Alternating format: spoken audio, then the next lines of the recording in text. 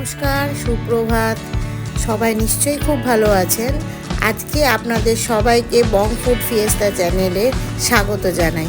আবার চলে এসেছি প্রতিবারের মতন কিছু খাওয়া দাওয়ার গল্প ও নতুন রেসিপির সঙ্গে।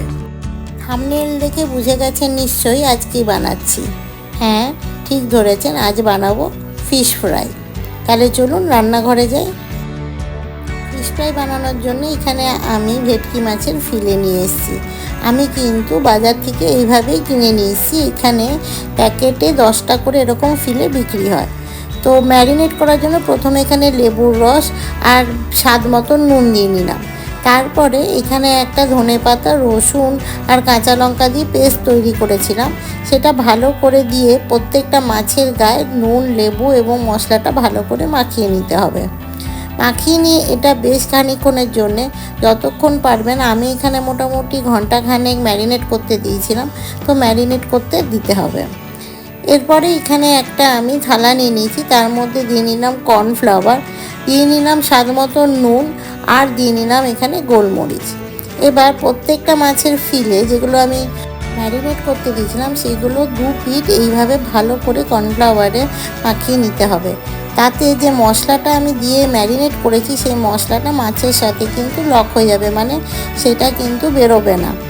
তো এইভাবে প্রত্যেকটা ফিলে নিয়ে আমি কিন্তু এইখানে কর্নফ্লাওয়ারে ভালো করে কোটিং করে নিলাম।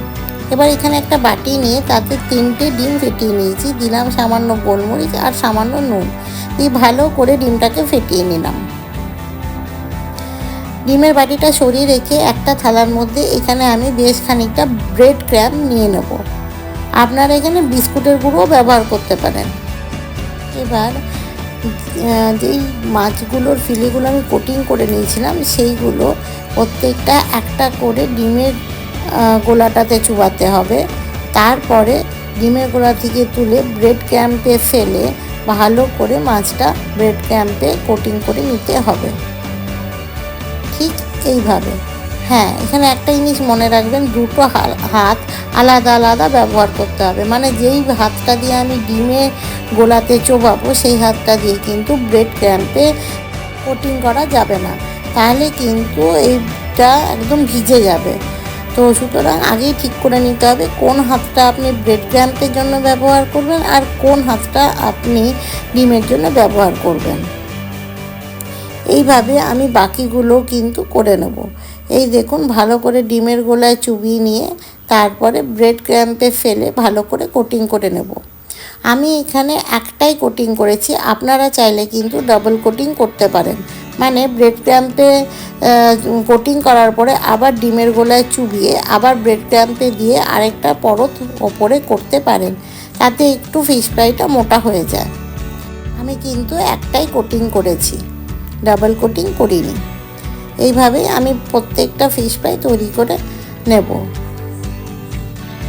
আপনারা যদি চান এইভাবেই কিন্তু, মানে কোনো অনুষ্ঠান থাকলে একদিনই তো সবগুলো করা সম্ভব নয়, বেশি পরিমাণ করে একটা এয়ারটাইট বক্সে প্রিজার্ভ করে রেখে দিতে পারেন। এবার একটা প্লেট নিয়ে নিয়েছি। এবার এইভাবে একটা করে ফিশ ফ্রাই নেব, নিয়ে একটা চওড়া ছুরি দিয়ে এইভাবে চেপে চেপে নেব।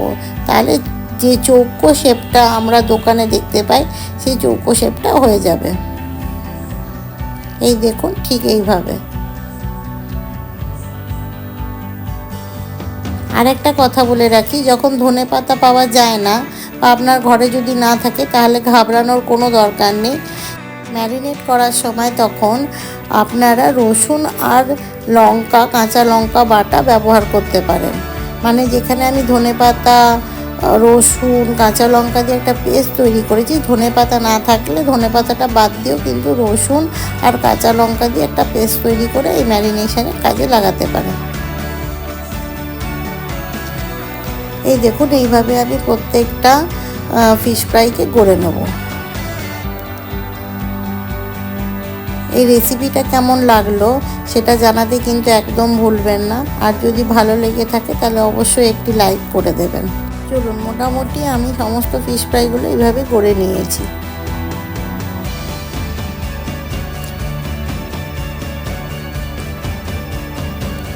এবার কড়াইতে একটু তেল দিয়ে, সাদা তেল দিয়ে আমি ভালো করে গরম করে নেব।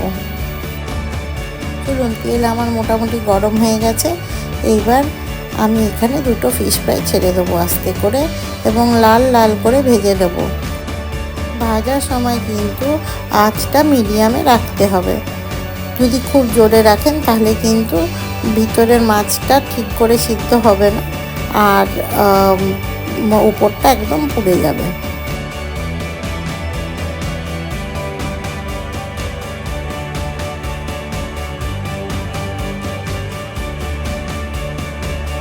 আজ তাহলে এই পর্যন্তই। দেখা হচ্ছে নেক্সট কোনো ভিডিওতে, নেক্সট কোনো ভালো রেসিপির সঙ্গে। ততদিন ভালো থাকবেন, সুস্থ থাকবেন আর নতুন বছরে সবাইকে হ্যাপি নিউ ইয়ার। বাই।